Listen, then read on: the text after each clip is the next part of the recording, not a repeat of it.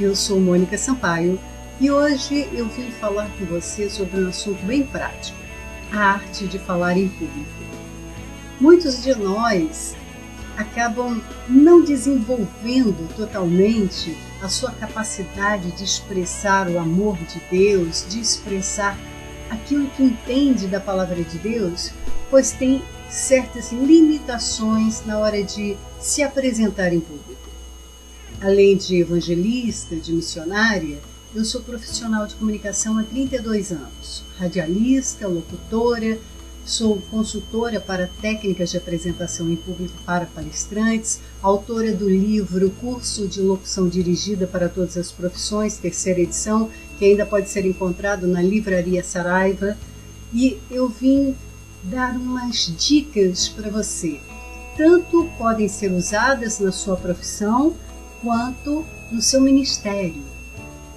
A primeira dica que eu tenho para dar para você é sobre o seu relacionamento com aquele que vai te ouvir, o seu interlocutor, o seu público. Não há como você fazer uma comunicação boa sem um ingrediente principal, o amor. Quando nós nos comunicamos, nós nos doamos. E na doação tem que haver amor. Você tem que amar a pessoa que vai te ouvir. Seja ela em carne e osso na sua frente ou como nós estamos falando agora, através de uma câmera. Eu, quando decidi fazer esse trabalho, a primeira coisa que me veio à cabeça é: eu amo essa pessoa que vai me ouvir. Então, isso faz com que eu me doe completamente para você. Desde que eu comecei a fazer treinamentos para ensinar técnicas de comunicação, técnicas de apresentação em público, em empresas, eu verifiquei que sem você amar, não tem como você fazer uma doação boa, uma doação que flua, porque você precisa deixar sair o seu melhor. Cá entre nós, não dá para identificar quando uma pessoa é fake, né, falsa, cheia de trejeitos, de jeitinhos para tentar te conquistar. Dá para perceber, né, quando ela é antinatural. E quando você é natural e quer passar o seu melhor, você tem que focalizar naquilo que você pode dar de melhor, que é o amor.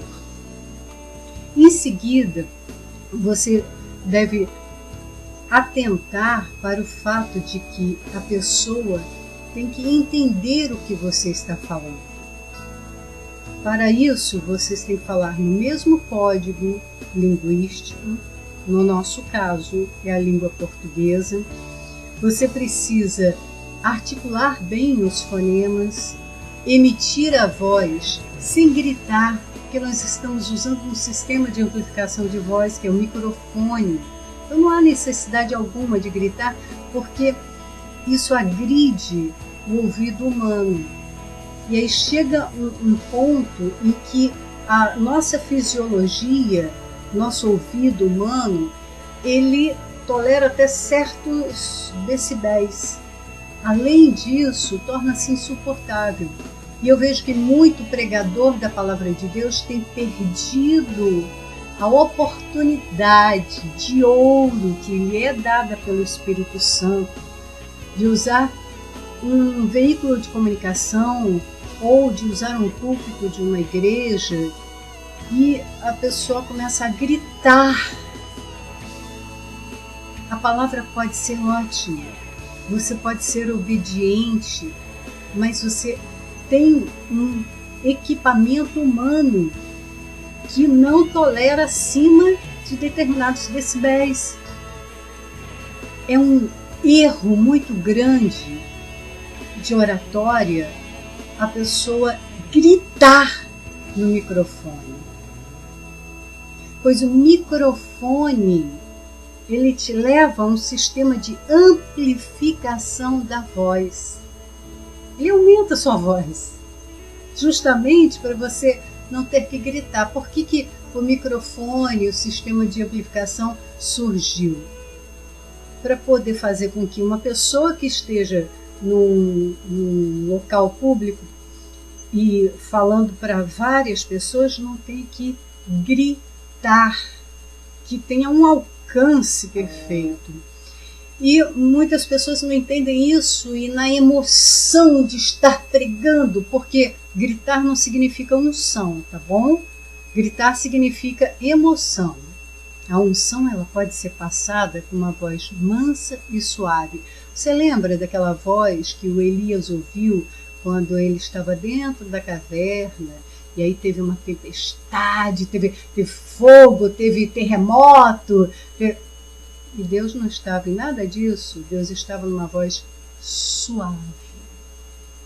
Então a unção, ela não significa que a sua voz tem que ser uma voz de trovão. E quando nós percebemos que uma das coisas que a gente faz para que a pessoa esteja à vontade nos ouvindo é não perturbá-la, manter um ambiente confortável. Por exemplo, uma das coisas que eu ensino quando eu vou dar aula para palestrantes é tornar o ambiente mais confortável possível.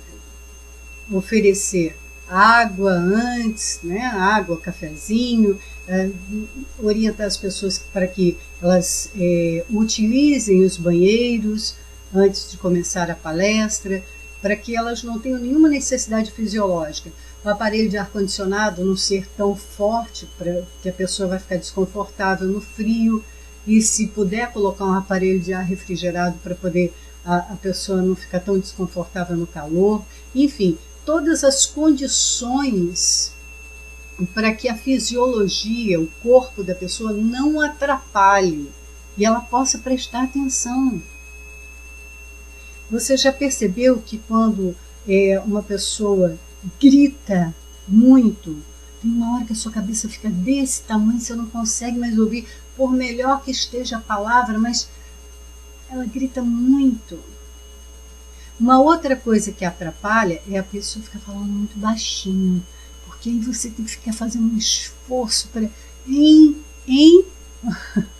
né? Então nós temos que emitir a voz, tomar o cuidado de emitir a voz de forma que a pessoa ouça, entenda e não se sinta agoniada.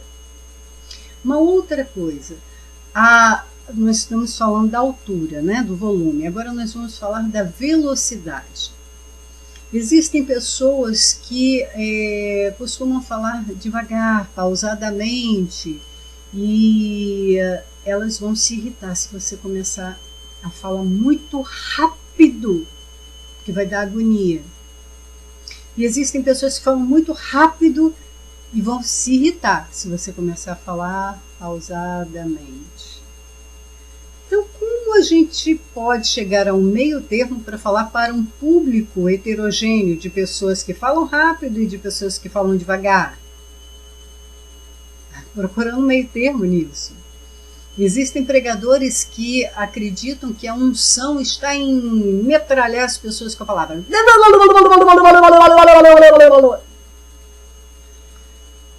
Não.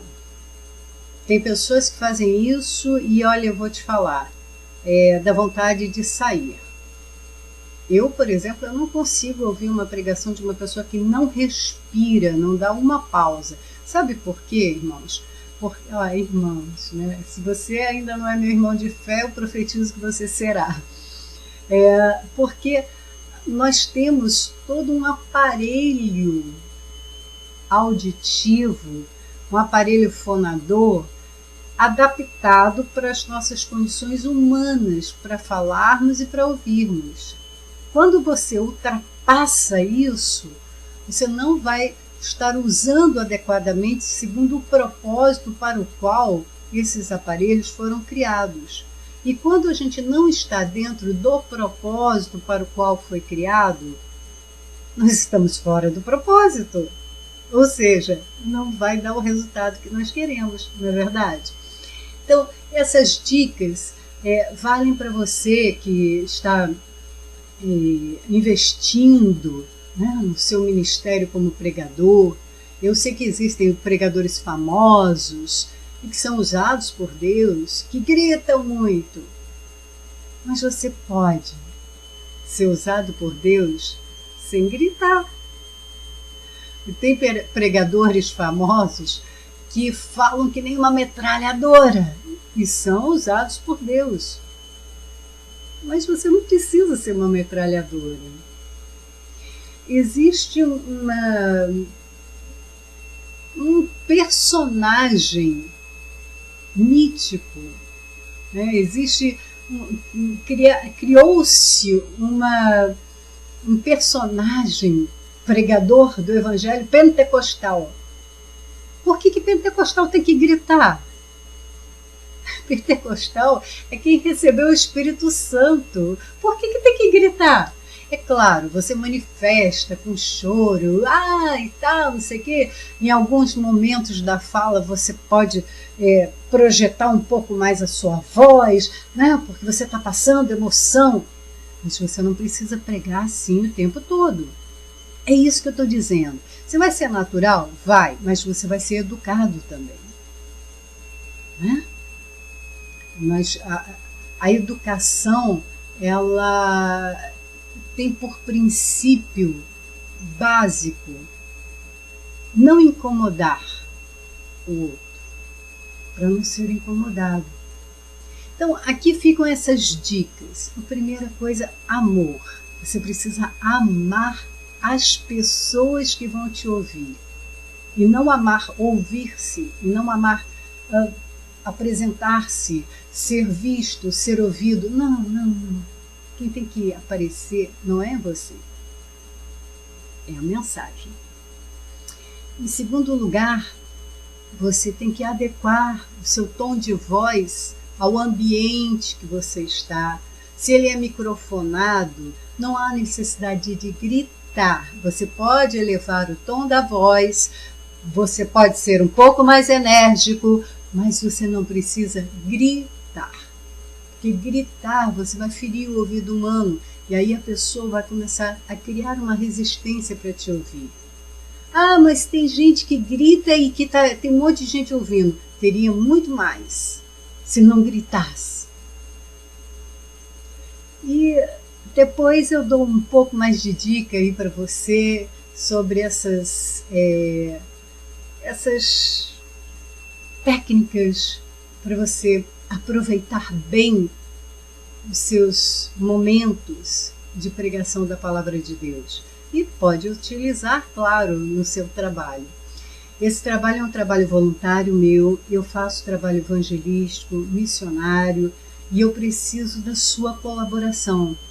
Se você entender que esse trabalho é um trabalho que ajuda as pessoas, eu vou pedir que você coloque uma contribuição, uma oferta, a que você puder, para que eu possa fazer esses trabalhos, para que eu tenho as despesas, né? Tenho as minhas despesas, então eu preciso de oferta.